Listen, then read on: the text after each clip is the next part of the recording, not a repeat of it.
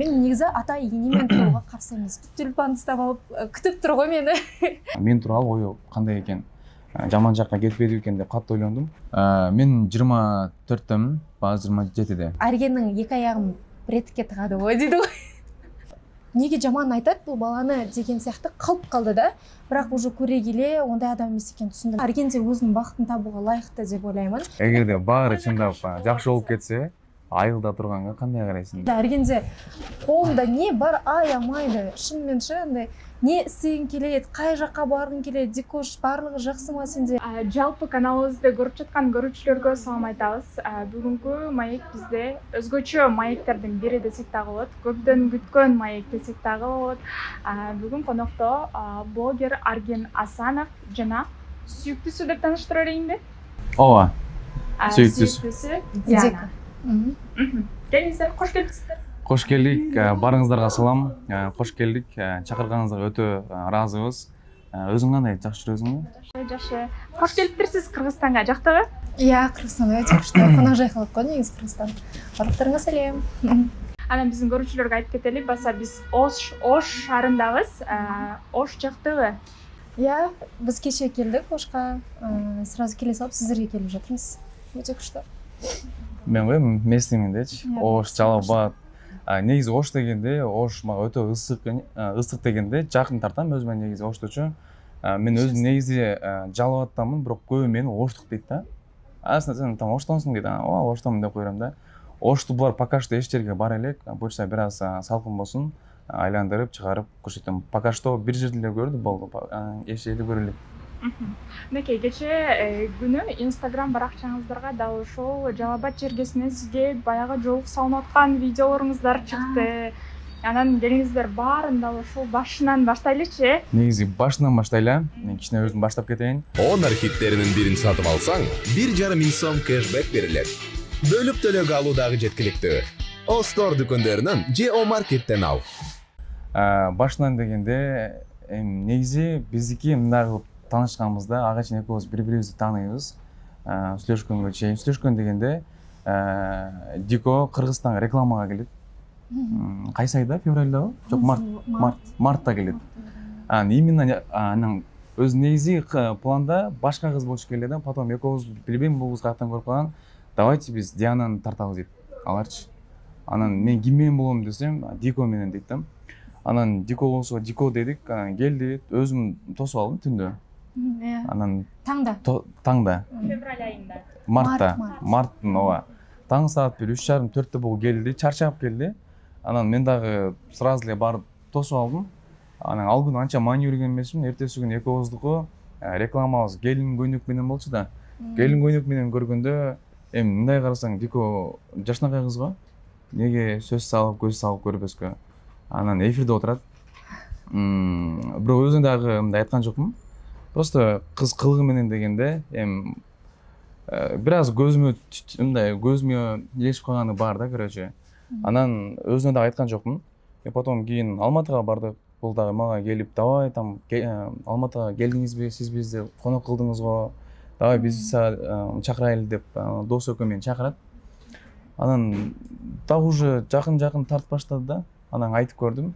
Эгерде как раз азыр кыз бойдок, мен дагы бойдок, неге таанышып көрбөскө деп мен биринчи өзүм сөз салдым дегенде айтып көрдүм. Давай типа сүйлөшүп көрөлү, если окшошуп кетсе до конца дагы көрө беребиз депчи. Бизге көп деле тааныш болгон жокпуз. 1,5 ай, 2 айга дейми? Апрель, май. Да, 1,5 ай деп кое берейин. 1,5 ай болуп калды. Сразу эле аз биз мындай экөөбүз бири-бирибиздин немебизди көрүп атабыз, кандай кыз деген сыяктычы. Негизи күтүп алды го энди, мен айта кетейинчи. Ол кезде биз тааныстык, досторубуз аркылуу тааныстык, тек гана көрүшүп калдык бир дасарханда. Одан кийин сүйлөшпеген болотунбуз. Убакыт өтө келе мени съемкага чакырат. Арген энди аркы жакта кисилер чакырып жатса, мени Арген өзү чакырды. Давай Диконто чакырып көрөйүк, анан мынау сүйтүп айткан. Арген мага энди таанысым болгандан кийин, тааныс эмес, энди көрген адам болгандан кийин Дико осундай ұсыныс болуптур, келе аласыңбы деп маган. Мен айттым, мен эфирдамын, ол кезде мен эфирдамын. Бара алсам, мени жиберсе барайын дедим. Сөйтүп эфирдагылардан сурандым. Билбейм энди бұйрық солай болды ма жіберді. Көп негізі жібере бермейді ғой ондай ұзақ уақытқа, тем более Қырғызстанға, яғни басқа мемлекетке деген сияқты. Сөйтіп уайымдайды оларда. Бірақ жіберді. Келдім, таңда келдім. И әрген андай 8 март кезі ғой енді. Бірақ мартқа 8 мартқа жақын емес әрине. Бірақ мынандай тюльпандар бар ғой. Сонда тюльпан ұстап алып күтіп тұр ғой мені. Достары тұр жанында. Сөйтіп сол тюльпанмен күтіп алды. Енді жанында досы бар. Әбден ол кезде негізі сол кісі бастаған. Әлібайке. Әлібайке. Ол кісі бүйтіп айтады, Дико келін қылып алып қалайық па Әргенге. Алып қашып кетейін деп қой. Алып қашып кетейік пе деп. Маған жақпай жатыр ол сөз. Мен енді Әргенді особо қатты танымаймын. Ол сөз жақпай жатыр. Сөйтіп пока жетем дегенше әбден мазамды алды. Енді күліп қана отырдым. Сосын кейіннен Әрген өзіне де, кімге де, Әлиге де ыңғайсыз болып жатыр деген сияқты сөйтіп жеткізген болатынмын. Сөйтіп одан кейін мені күтіп алғаны өте қатты ұнады. Яғни қонақ жайы деп жатырмын ғой. Күтіп алды, аяғымды жерге тигізбей, қай жақтан тамақ ішесің, не жейсің, не ішесің деген жоқ, барлығын алып беріп, сөйтіп шығарып салды. Одан кейін біраз уақыттан кейін, көріспей кеттік. Біраз уақыт сөйлескен де жоқпыз. Жоқ. Сөйлеспедік. И Қазақстанға келетін болды Әрген. Енді мен айтамын ғой, жақын құрбыма, осындай, мен Әрген аям жерге тигізбей күтіп алған еді. Давай көрсейік, сөйлесейік. Қазақстанда енді достар көп болғанымен де андай өзім айтпаймын. Иә, өзі айтпайды, жолықпайды да көбінесе. Сосын маған айтты. Білмеймін неге маған айтқаны. Сол уақытта маған айтты, иә мен барайын деп жатырмын деп. Сөйтіп күтіп алып, бір кездесіп, сөйлесіп басталып кеткен болды. Болды ғой маған, жазып қой дегенге. Жолғайын дегенге ше. Еще мен ол кезде эфирдамын ғой. И мен сыртта көп сөйлесе алмаймын, ол кезде сөйлеспедік дұрыс. Бірақ эфирден шыққан бетте сразу андай повод тапты да, эфирден кетті-ау деген. Сол жаққа баяғы эфирде отырдым дедіңіз. Сол жаққа барайын деген ой келді? Негізі барайын деген ой келген, бірақ қара өзіме сұрау бердім да. Может эфирден сыртқары танышып көру деп. Неге эфирде? Андай ұсынышты айттыңыз ба? Жоқ, айтқан жоқ. Біз ағашын екеуіміз тема туралы сөйлеспедік. Просто көз келіп қойған болдық та. Шу қызбен там сөйлесіп көрсем қандай болады деген сияқты. И потом бұл эфирден шықты. Анан айтып көрдім, сен уже эфирден шықтың. Давайте эфир сияқты мен саған үміткер болып барам, танысып көреміз дедім. Типа қандай болады, сен кімсің, мен кіммін деген сияқты ше. Сразу ле вау емес. Давай типа өзімізше бір мындай құрып көрелік дедік. Если оқшошып кетсе, дальше кете бересің ғой. Азыр пока что көз танышты үстіндеміз да. Ойландыңыз ба бұл сынышты?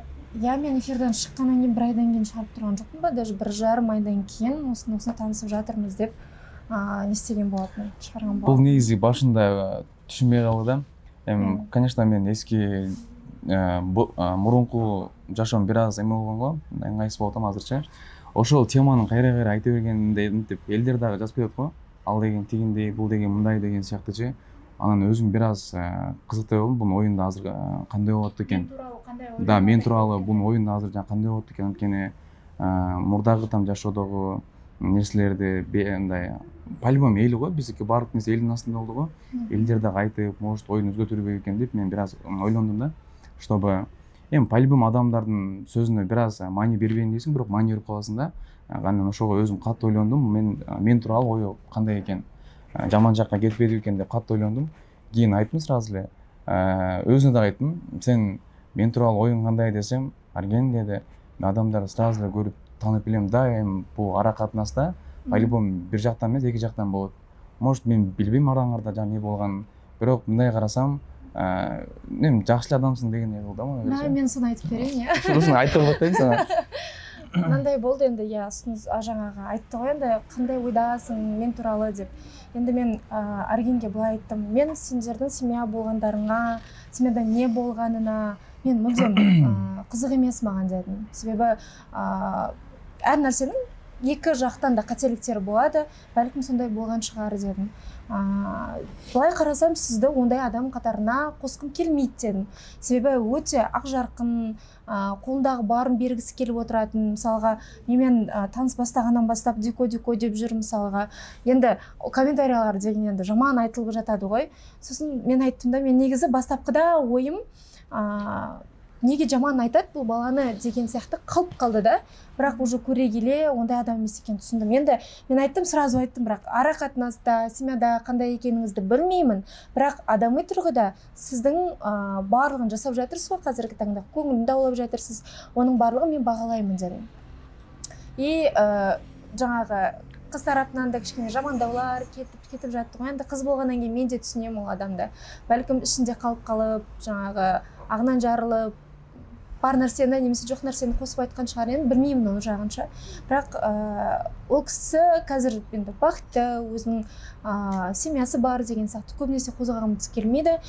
Басты бақытты болсын, Арген де өзінің бақытын табуға лайықты деп ойлаймын. Оның үстіне де өйтіп жүре бермейді ғой, мысалға. Біршама уақыт өткен екен, енді екі жаққа кеткеніне, бұл да ер азамат болғаннан кейін жанында өзінің сүйіктісі болған қалайды да, әрбір адамда мысалы. Енді біз қыз баласы сәл бетіп жүре бергенмен ер адам кішкене іздейді ғой.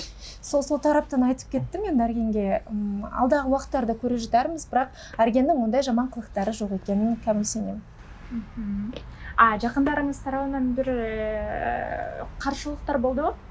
Неге ал бала, неге қырғыз жігіт Мен сізге бір қызық айтайын ба? Мен эфирға кірдім ғой, қатысушы болып кірген кезде маған бір сұрақ қойылды. Яғни өзге ұлтқа тұрмысқа шығуға қалай қарайсың? Мен сол кезде енді мен ұлтқа бөлінбеймін, бірақ өзім қазақ болғаннан кейін ләжі болса қазақ болсын, қазақ балаға тиім деп айтқам. Негізі мынандай ғой, бізде қандай ырым бар да, ырым емес енді, мынандай сөздер бар да, яғни неге қарсы шығасын, сол нәрсеге алып келеді ғой, сіздерде бар шығар ондай. Қандай, мысалға, мен нан жасамаймын десем де, сол нәрсені жасап кетесің деген сияқты. Вот сондай болып қалды енді. Бұл кісі де айтып қояды. Так что өзіңе там көп албашың керек да? Енді көп алатын жерде көп аламын енді. Сондай болған, енді үй ішім мынандай ғой, мен бақытты болсам екен дейді. Шындығына келгенде, менің таңдауыма ешқашан қарсылық көрсеткен емес. Анам да, бауырларым да, болған моменттер бар шығар, бірақ ол кісілер біліп барып жасайды да. Негізі бір нәрсені айта кетейінші, Арген маған хабарласты ғой, сол кезде Алматыға келген кезде қасымда мама отырды. Дастарханда отырмыз. Мама отырды, сөйтіп айттым, кішкене кеште уақыт болып қалды енді. Мама отыр, енді шығып кетпеймін ғой, енді кеште уақытта. Сосын мамаға айттым, мама Арген звондап жатыр, Алматыға келген екен, Бішкектен мені күтіп алды ғой Қырғызстанда, осылай шақырып жатыр дедім. Оның үстіне бұл кісі бір повод тауып звондаған болатын, ренжіп қалған жоқсың ба деген сияқты. Сөйтіп мен айттым, осындай болған еді, келіп тұр Қазақстанға, қалай қылсам болады деп едім. Мама адамдар тез таниды, қандай адам екенін. Сосын айттым, мама, ой, Арген өте жақсы бала ғой, өте пысық, молодец, әйтеуір жүр ғой, ары бері өзінің барынша қолынан келгенін жасап деп. Сосын мама мақтап жүр. Сосын айтып қоямын, ойлаймын, мама қалай деп. Сосын айттым, бара берсем бола ма дедім. Сөйтіп бара бер деді. Негізі ондай жерде қарсы болады да көбінесе. Сөйтіп барған болатынмын. И бетпе-бет өткен кезде де мама Аргенді мақтады. Уялып кеттім ғой мен сразу же. И содан кейін ғана мен Аргенге деген бәлкім көремін деген сияқты ойда қалыптастым. Бұл баяғы айылдың яшосына көніп кете аласыз ба? Соны сұрауға шындап. Егерде бәрі шындап жақсы болып кетсе, айылда тұрғанға қандай қарайсың? Кешірсіз, мен дағы берген негізі. Сұраққа дайындалып келмедім десе. Мынандай ғой, мен өзім эфирде отқан кезде былай айттым. Егерде жігітті қатты жақсы көріп қалсам, егерде жігіт мен үшін барлығын жасап жатса, мен көнуге дайынмын дедім. Бірақ қазіргі таңда, яғни біздің жұмысымыз қалада жүретін, жұмыс жасайтын, сондай дүние жасайтын жер болғаннан кейін өзіміздің болашағымыз үшін егерде ата-аналар рұқсат беретін болса, онда даже ата-аналармен бірге Арген осы Қырғызстаннан не алған жоқ па? Үй алған жоқсыз ба? Егерде барлығы жақсы болса, сол жақта ремонт жасап, жаңағы ата-анасын бірге алып, ондай қарсы емес. Мен негізі ата-енемен тұруға қарсы емеспін. Себебі енді біз болашақта мысалға балалы шағалы боламыз. Сол кезде көмектеседі да ол кісілер. Дико, бұл жерде ата-анамен тұрғанға қандай қарайсың деген жоқ. Мен ауылда жеткіздім ғой. Жеткіздім ғой. айттым ғой, түсіндіңіздер ма? ооба. Билбейм, мен түшүнбөй калдым, короче. Жумушу Бишкек. Мен айттым. Жок, просто мен кечээ устуна негизи бергем да. Мен Десем, калмайм дедим. Азыр айттым да. жок, мынтип айтат, неме деп. Эгер сен бул жагы типа сенендер да, короче, эгерде калдыра алсаң калам деген сыяктычы. Жигитке байланыста дедим. Жигиттин өзүнө байланыштуу. Иә.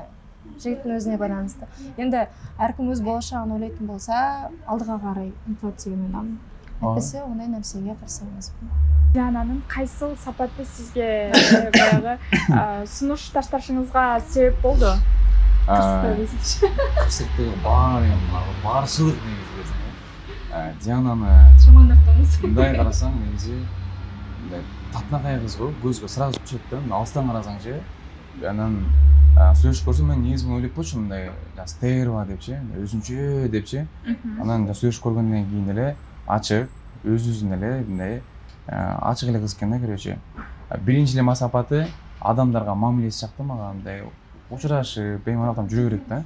Мындай отурбайт да, короче, привет, привет деген сыяктуу. Экинчиден болсо, татнакай кыз, жагымдуу, тартымдуу дегендейчи. Эми азыр бизде анандай сүйүп ойлоп эле өлөм, күйөм, сүйөм депчи. Мен негизи бири-биримизге сурак койгонбуз, яғни мени кандай кылып көрдүң, кейін кандай болду деген сыяктуу.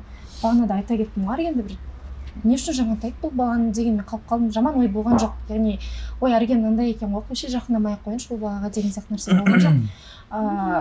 Просто таанысып, жаңагы адамдын тургуда жаңагы ара катнаса маган деген сыйластыгы унанды да. Сол себептен де сүйлөшүп баштап көрдүк. Енді аргенде колумда не бар аямайды. Шынымен андай не істегің келет, қай жаққа барғың келет, дикош барлығы жақсы ма сенде. Бағанағын өзінде де кеше бүгін кішкене андай көңіл болмай жүрді да мен. Сол кезде де айтып қалып, неге азыр айттым, азыр. Иә, неге не болып қалды? Бірдеңке жақпай жатырмын, айтшы, мен бірдеңке істеп қойдым ба деп та. Сосын мен айттым, арген мен просто жол шаршап кеттім. Мен түрім өзі сондай, егер де мен шаршайтын болсам, мен сөйтіп қаламын. Осыны кеше маған орамал жақты ғой, мама жазды ғой маған.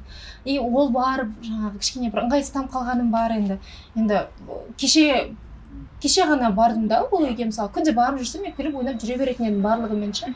Енді кеше ғана барғаннан кейін бір өзімді ыңғайсыз сезіндім да.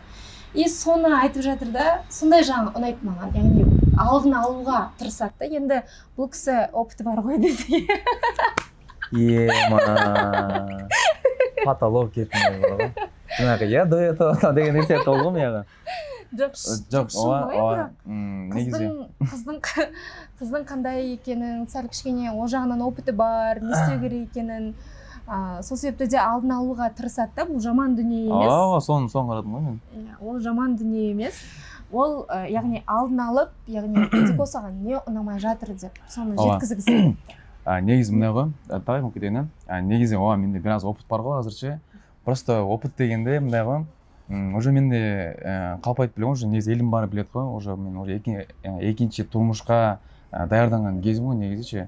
Өте арқан ұзын ташташым керек, ушул жол жаңылбашым керек, билишим керек, ал мени билиш керек дегенде ғой.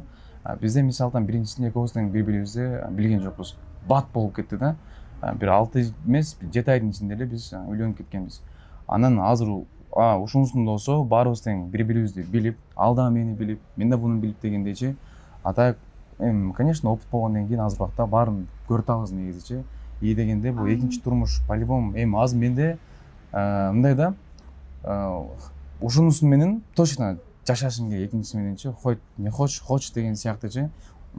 Ошого арканы узун таштап, бардыгын карап аткан кезибиз. Бирок сүткө осы күйгөн жаранды үйлөп четтегенде мен азыр турмушуңуздагы кайсы каталыктарды экинчиде кайталабайын деп калдыңыз? Кайталабайын деген ошо бар. Биринчиси ошо өтө мындай шашылыш эмес, элдин буусу менен кетип калыш эмес, өзүм жүрөгүмдү тыңдап, мээми тыңдап деген сыяктуу.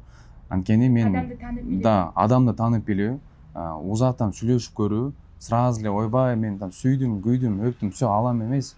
Узак эле карап, экөөбүздүн будущий жашообуз болобу, болбойбу деген сияқтычы. А менде биринчисинде болсо тупо көзүм жумук болду, все, алам и все. Ары карай кандай жашайбыз, ажырашабызбы, жашайбызбы, вообще ой болгон жок. Азыр уже менде бар, ой бар, өтө шашылыш менен үйлөнүм деген нерсе жок. Бири-бирибизди таанып келүү, эч кандай сразу үйлөнүп кеткенге шашылыш ниетим жок. Ал менде енді әлеуметтік желіге мен эфирден тыс мына менің сөйлесіп жүрген адамым деп көрсетпегем. Буга чейин. Тек әлеуметтік желіде эфирден тыс дегенім жаңағы мен өзім отырған проекттен тыс мен мынам сөйлесіп жүрген жігітім деп таныстырған емеспін. Көпке шейін ойланып. Бірақ білмеймін неге екенін осы таныстықта шығарғым келді ма әлде білмеймін, бір түсініксіз жағдайлар болды и бұл әлеуметтік желіге шығаруға да кішкене біраз уақыт керек болды маған, ойландым. Маған да сәл қиынырақ та негізі, себебі менде көп адам енді болды ғой, енді менде де арақатынастар, ол арақатынаста не болды, менде сәл қарап көремін да, яғни ол адамдардың жасаған бір нәрсесі ұнамаса мен бас тартып кететін адаммын шындығына келгенде, и мен бір бас тартсам ол адамға екінші рет бармаймын. Эфирда да дәл сондай болған. Өзімде жаңағы 7 ай 8 ай бір сөйлескен бір ер азамат бар еді, енді жараспай қалдық, уже той болар алдын жараспай қалдық, и бір нәрсесі ұнамады, мен отказ бердім. Өйткені білмеймін, мен сондай тараптан адаммын да, егер де маған бірдеңе ұнамай қалса, мен сразу отказ бере аламын. Қорықпаймын ондай дүниеден. Яғни келіп, байланып қалмаймын, келет, кетет, не көп, адам көп. Ойбай. Не көп, жігіт көп деп. Ой, не бар? Жоқ, шынымен ғой. Не бар, жігіт көп, не бар, қыздар көп, мысалға ша. О жағынан нем жоқ. Яғни, егерде алдағы уақытта мен негізі көбінесе ұстап қалуға тырысамын. Яғни, біраз әрекетін жасаймын. Ұстап қалуға бұлай да әрекетін жасаймын, бұлай да әрекетін жасаймын. Бірақ уже кейіндер ойланамын да. Мысалға кейін семьялы болған кезде де екі тараптан да ұстап тұрмаса, бір жақ бос кететін болса, бір жақ шаршайды оны ұстай беруден. Сол себепті де екі жақтан ынта болса қана мен тұрмысқа шығамын да.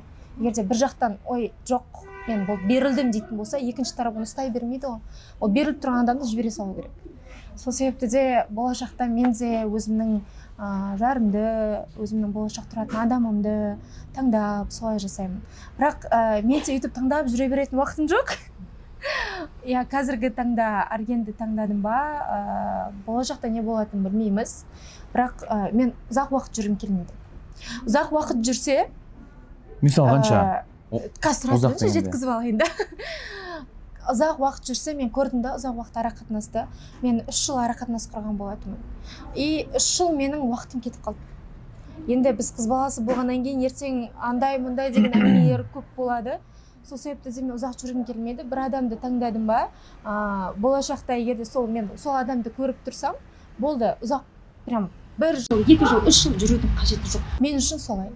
И егерде ұзақ тағы да жүретін болса, ол бет ашыла береді, ол үйленуге дейін алып бармайды. Жаңағы үйленетін уақытта да 3 әріп болады ғой.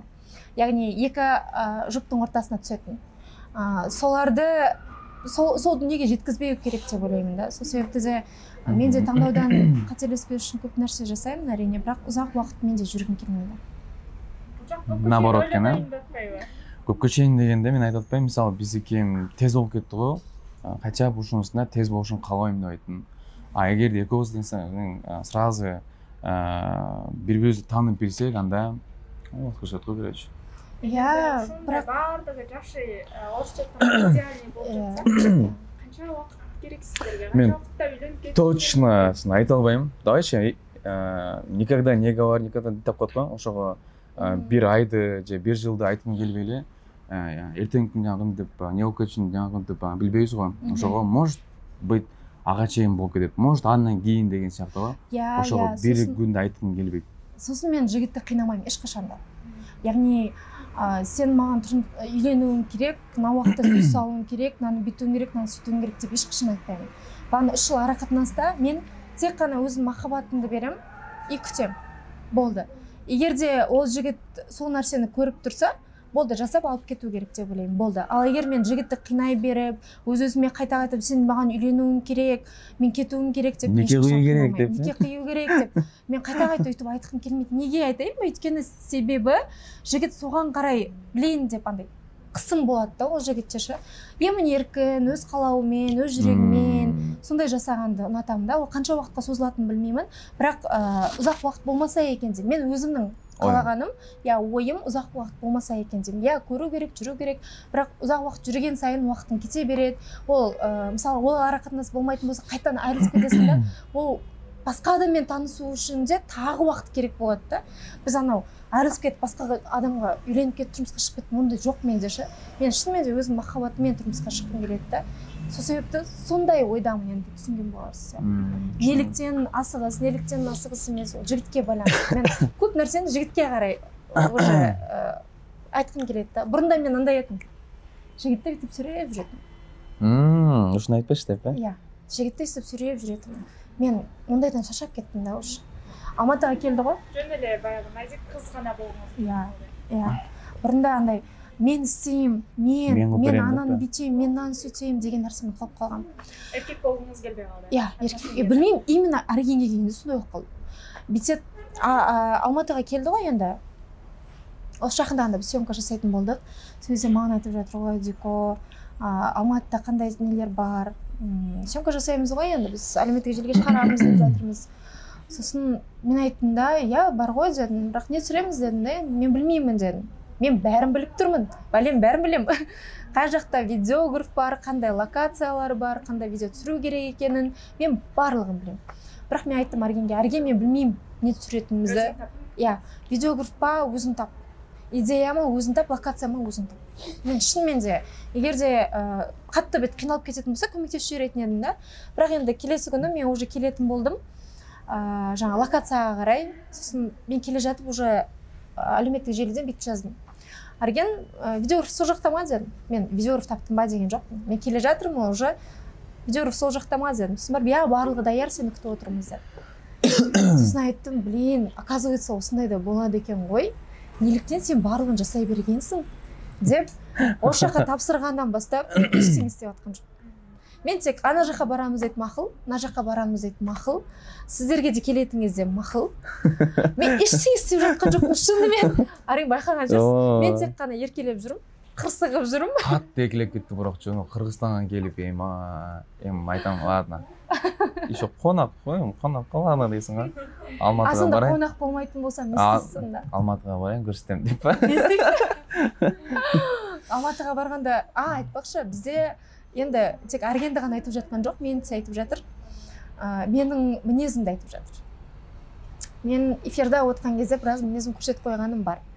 Бірақ ол тарап қалай айтсам болады, оны көбісі түсінбей жатады. Мен айтам, егер де маған тиіспесе, мен үнсізбей отыра беремін сол жақта. Шынымен де біреу жекеме кетсе, сондай болған уақытта мен сол кезде ғана мінезімді шығарам. Себебі маған тиіскен немесе менің отбасыма тиіссе, мен кәдімгі төңкеріп жіберемін да. Бірақ ешқашан адамның личностына тиіспеймін. Яғни сен мынандайсың ғой, сенің аяғың мынандай ғой, сен қолың мынандай ғой, сен бетің мынандай ғой, немесе сен өміріңде мынандай болды ғой деген дүниені мен мүлдем айтпаймын. Себебі менің басыма келіп кетерін білмеймін. Тек қана мінезімді көрсетсем, жаңағы ұрсам, и соны айтып жатыр да комментарияда. Ой, бұл Дико бұл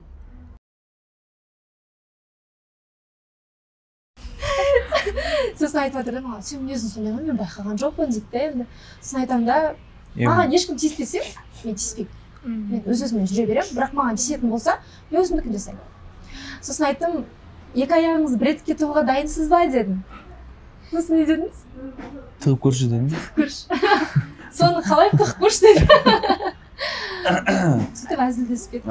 Жаңадан бері байқатсам, сіз деп қайрап отырсыз да?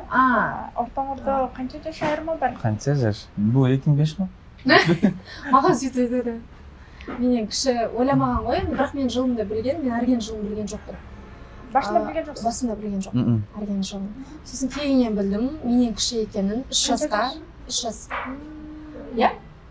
3 жас қой, иә?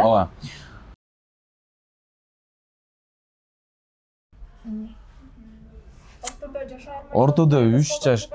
Жок, мен ойлогом бул жакынтип кандай болот экен депчи. Буга чейин өзүмдөн чоң кыздар менен сүйлөшүп көргөн эмесмин. Бул биринчи болуп атат. Биринчи жолу. Отобузда айырма 3 жаш. Билинбейт деле. Билинбейт, мен айткандай кичине опытым бар окшойт. Билинбей атат. Опыт дегенде отношениядан го. Короче, орто айырмабыз билинбей эле, анткени дико бир менин жанымда бир жаш бала сыяктуу, эркелепчи, кыз, назик, өзү негизи назик, бирок менин жанымда ан сайын мындай эркелеп кетет да, эркелеп, асманга чыгып кетет, короче. Анан мен эми кичине бир өзүм чоңураак көрсөтүп, көтөрүп коюм, мен деле кээде кармап калат. Эми бул адамбыз го негизи, кээде кармап калат меники деле. Бир айырмачылык сезбей эле, может быть, мен деле бирок өзүмдүн жашымдагыдай көрүнбөйм да, бир аз чоң көрүнөм. Ошого может быть билинбей аткан чыгар. А так мага айырмачылыгы жок сакачы. Негизинде Арген маган өзүмө андай эти тири жигиттер унайт да, яғни тірлікке бар, жүгіріп қалған. Мен осы Қырғызстанға келген кезде түсіндім Аргеннің мүлдем үйде отырмайтынын. Қаяқтасың, нақта жұмыстарымен жүрім. Қайдасың, нақта жұмыстарымен жүрім. Бізді тамақтандырып үлгереді, қыдыртып үлгереді. Мен айтамын да, Арген, сіз адамсыз ба, әлде роботсыз ба? Мен сұрақ қойдым даже солайша, себебі мен ондайға, білмеймін енді, бізде жас кезімізде сөйткен шығармыз. Бізде жас кезімізде сөйтіп ар-бер тіршілік жасаған кезіміз болған енді. Енді қазір үйтіп жұмыс жасағым келмейді да, менде. Мен де пысықпын, мен де жұмыс жасаймын, мен де тіршілік жасаймын, бірақ көбінесе жігітке қарай ысырғым келеді көп дүниені. Бірақ бұрынғы арақатынастан қарағанда осы таныстығымыздың бір несін мен өзіме жеңілдеттім десем де болады. Мен бәрін ысырып тастадым да. Сол үшін маған жас айырмашылығы білінбейді. Әргенде более андай кішкентай бала емес, үлкен, өзінің қатарынан үлкен адамдардың ой қабілеті сондай жоғары да. Солай. Мен жаңа кіші ерке дегенім, мен әлі қатты еркелігін көрсеткен жоқпын. Мен негізі одан да еркемін. Себебі бізде отбасыда ер адам, яғни әкем жоқ та мен. 15 жыл болып кетті қайтыс болғанына. Ер адамның көңілі басқа. Яғни мен өзім әлі 12 жасымда уже әкесіз қалғаннан кейін еркеліктің не екенін білмеймін да. Ер адамға деген еркеліктің не екенін білмеймін, қалай көрсету керек екенін білмеймін. Енді үй ішіме, інілеріме, мен 3 інім бар, бір қыз, 3 ұлымызда отбасыда. Інілеріме еркелеп қоям, бірақ енді әпкесі болғаннан кейін еркелегім келмейді да. Анама да дәл сондай, мама өзі сенімен де бүйтіп еркелетіп қояды, бірақ қандай қатты еркелемеймін. Ал ер азаматқа, яғни мен таңдағаным деп айтқан адамға еркелегім келеді да мен. Себебі білмеймін, андай жылулық сезім келеді да сол адамдан. Енді мен әкенің орнына әке деп айтамаймын, потому что бұл ер азамат әке емес. Бұл ер азамат, яғни адал жарым, болашақ күйеуім деген ретінде қараймын да. Сол себепті де андай екесе еркелейтін шығармын. Пока бір есе болып жатыр, ол өзіңізге десеге. Екесе еркелеуім енді басқаша болады да мен. Сол себепті де деп ойлаймын, кішкене ерке болып кететінім.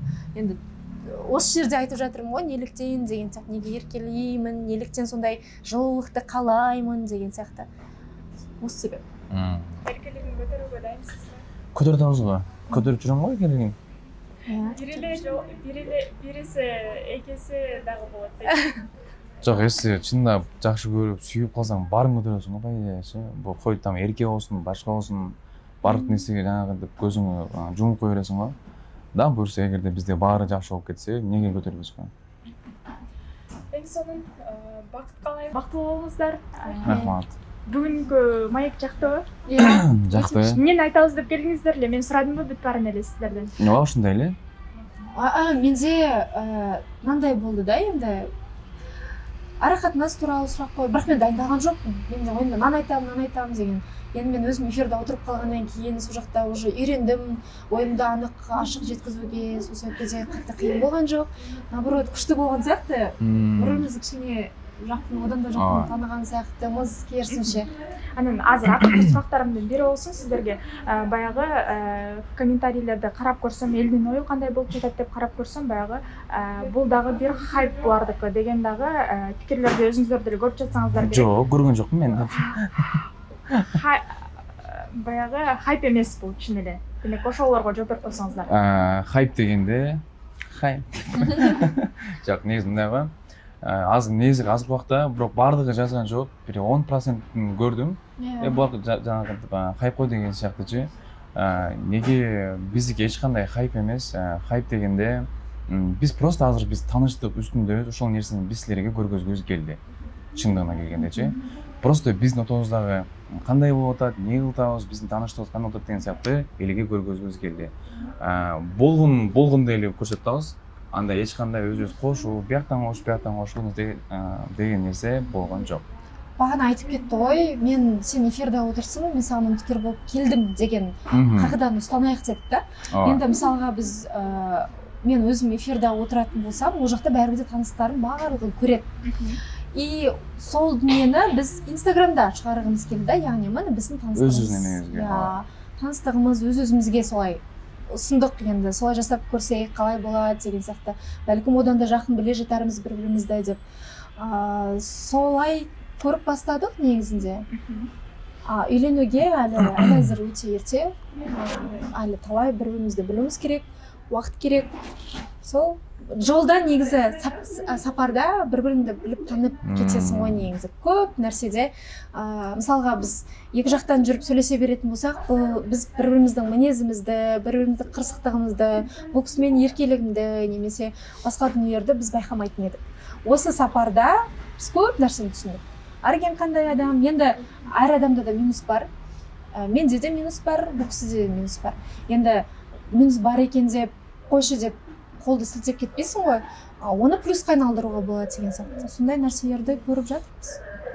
Мысалға, Аргенге ұнамайтын дүниелерді айтып қалды жаңа. Бүйтіп жасамай-ақ қойшы деп, жаңа ана жақта сәл бүйтіп қалдым да, сосын қойшы шынымен де барлығы андай мен де тұрып қырсығып, неге үйтіп айтып жатырсыз, неге бүйтіп жатырсыз, мен өзім білемін деп айтқан жоқпын. Мен сәл бүйтіп төменге көзімді бүйтіп қарадым да, сәл қырсығып қалдым да, сосын қойшы мен үшін жасап жатыр ғой осының барлығын дедім да, бетіне қарадым да, күлдім да, мақұл дедім. Болды. Яғни минусты плюс қылуға болады деген дүние ғой. Ең соңын бақыт қалайбыз, бұйырса той күтеміз сіздерден. Игілік, қашан кетесіз Қазақстанға?